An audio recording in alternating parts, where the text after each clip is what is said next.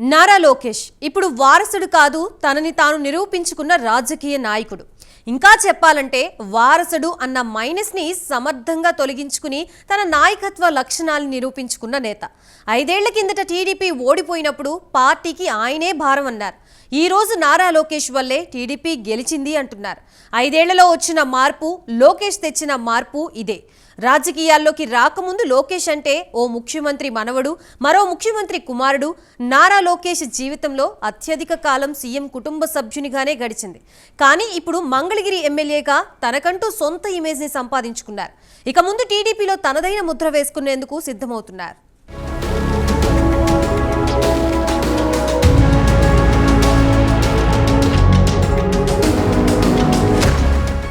నారా లోకేష్ ఎక్కడైతే పడ్డారో అక్కడే బలంగా నిలుచున్నారు. ఎక్కడైతే అవమానం జరిగిందో అక్కడే సగర్వంగా పసుపు జెండా ఎగరేసి తన సత్తా ఏంటో చాటారు. రాజకీయాల్లోకి రాకముందు నుంచే లోకేష్ను ప్రత్యర్థి పార్టీలు టార్గెట్ చేశాయి. తనను, తన ఇమేజ్ను ప్రజల్లో ప్రణాళిక ప్రకారం పలుచన చేస్తున్నారని తెలుసుకునేసరికి లోకేష్కు జరగాల్సిన నష్టం జరిగిపోయింది. కానీ పడినా లేచే కెరటం మాదిరి ఆయన తన ప్రయత్నాలను విరమించలేదు. నారా లోకేష్కు ఈ విజయం వారసత్వంగా రాలేదు. ఎన్నో కుట్రలు, కుతంత్రాలను ఎదుర్కొన్నారు. తను రాజకీయాల్లోకి వస్తాడో రాడో తెలియని సమయం నుంచే ఆయనపై తప్పుడు ప్రచారం ప్రారంభించారు. స్టాన్ఫర్డ్లో చదువుకోవడం చేతకానితనమన్నట్లుగా చెప్పారు. నీట్ షేవ్తో ఉండడం, పద్ధతిగా మాట్లాడడంతో పప్పు అంటూ హేళన చేశారు. చివరికి బాడీ షేమింగ్కు కూడా గురయ్యారు. మరో నేత అయితే ఈ మానసిక దాడికి భయపడిపోయేవారు. కానీ లోకేష్ మాత్రం అలాంటి సంక్షోభాన్ని అవకాశంగా మలుచుకోవాలని డిసైడ్ అయ్యారు. దేనికైనా వెరువని తత్వం తనదని నిరూపించుకున్నారు.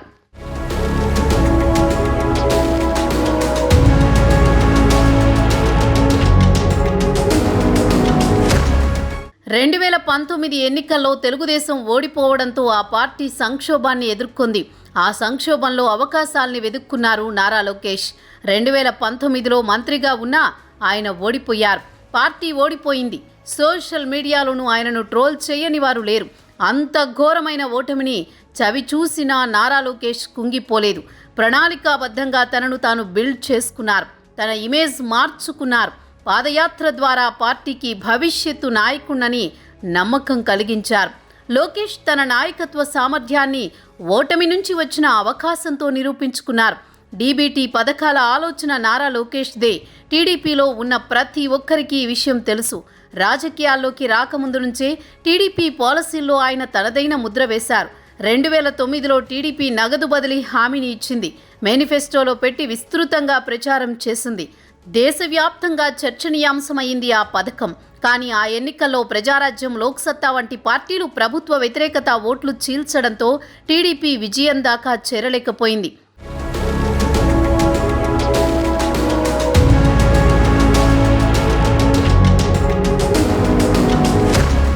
ఇక కార్యకర్తల సంక్షేమంలో నారా లోకేష్ తనదైన ముద్ర వేశారు. అదే సమయంలో పార్టీ కార్యకర్తల కోసం నారా లోకేష్ ముందు నుంచి ఎన్నో విప్లవాత్మక చర్యలు తీసుకున్నారు. సభ్యత్వం తీసుకుంటే ఇన్సూరెన్స్ కల్పించిన మొట్టమొదటి పార్టీ టీడీపీ. ఈ ఆలోచనను వర్కౌట్ చేసింది లోకేష్. ఇప్పుడు ప్రతి పార్టీ తమ సభ్యులకు ఇన్సూరెన్స్ ఇస్తున్నాయంటే దానికి పేటెంట్ నారా లోకేష్దే అనుకోవచ్చు. ఆయనపై ఎప్పుడూ తప్పు చేశారన్న ఆరోపణలు రాలేదు. గొప్ప వ్యక్తిగా పేరు తెచ్చుకున్నా లేకపోయినా తండ్రి, తాతల పేర్లు మాత్రం చెడగొట్టనని ఆయన ధీమాగా చెబుతుంటారు.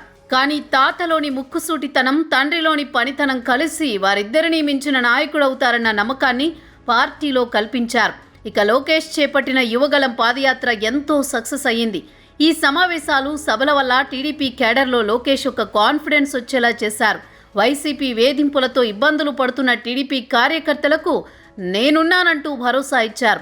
ప్రజల్లో టీడీపీ మరోసారి అధికారంలోకి వస్తే చేసే మంచిని అన్ని వర్గాల ప్రజలకు తీసుకుని పోయేలా చేయడంలో నారా లోకేష్ సక్సెస్ అయ్యారు.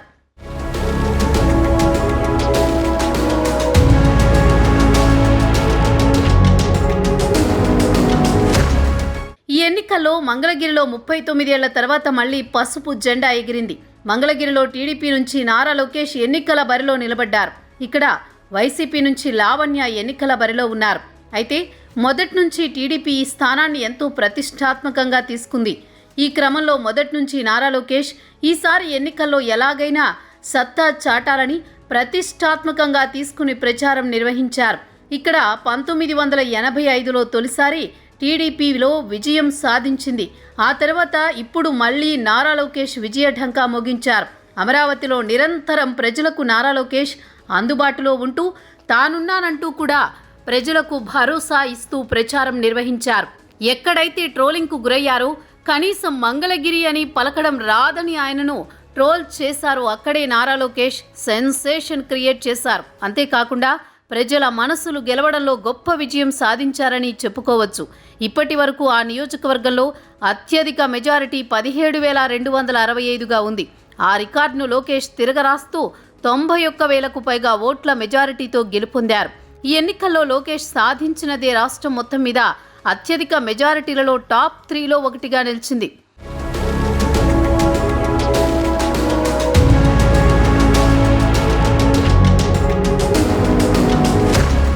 ఈ ఎన్నికల్లో టీడీపీ విజయానికి కృషి చేసిన లోకేష్కు రాష్ట్ర మంత్రివర్గంలో స్థానం దక్కనున్నట్లు ప్రచారం జరుగుతోంది.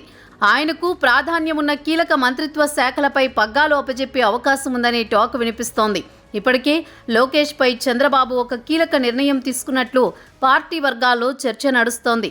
యువగలం పేరుతో సుదీర్ఘ పాదయాత్ర చేసి ఏపీలో ఎన్డీఏ విజయంలో కీలక పాత్ర పోషించిన లోకేష్ అయితే ఎన్నికల్లో గెలిచాక కొన్ని కీలక వ్యాఖ్యలు చేశారు. తాను మంత్రివర్గంలో చేరడం కన్నా పార్టీ పరంగా బాధ్యతలు తీసుకుంటానని ప్రకటించారు. ఓట్ల లెక్కింపు ముగిశాక మీడియా ప్రతినిధులతో మాట్లాడుతూ పార్టీ ఎలాంటి నిర్ణయం తీసుకున్నాదానని శిరస వహిస్తానన్నారు. ఈ తరుణంలో మంత్రివర్గంలో లోకేష్ చేరతారా లేదా అన్న దానిపై పార్టీ వర్గాల్లోనే కాకుండా అటు రాజకీయ పరంగా కూడా జోరుగా చర్చ జరుగుతోంది.